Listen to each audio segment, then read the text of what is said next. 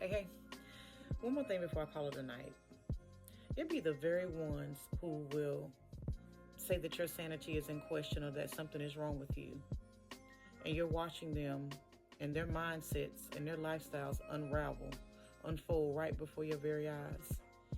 It'll be those ones who sat shoulder to shoulder to you in certain seasons of your life, was sitting in the same rooms as you, or we'll take it a step further, that had some unpleasant moments in their life, some unpleasant seasons. A lot of people seem to forget about the moments that God forgave them, forgave their family, their children, their mom, their dad, whomever. But when it comes to little old you, they can't seem to let it go. They want your identity to be exactly that, what they thought in their mind, and it won't change. But like I always say, it's a good thing that God sees us very different, that we tend to only want to give grace and mercy to the people that we're fond of, to the people that we like, and anybody else, we'll just write them off. Some won't really say it out loud, but you can tell what they really think.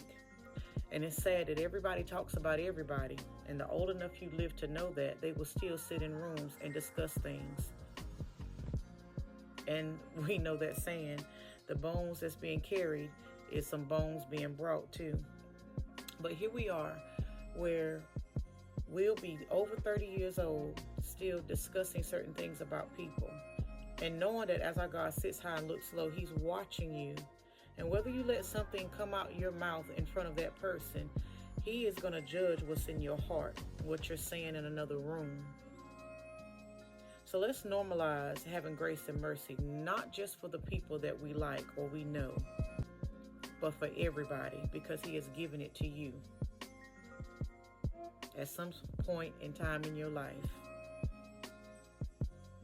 And that's what makes them good.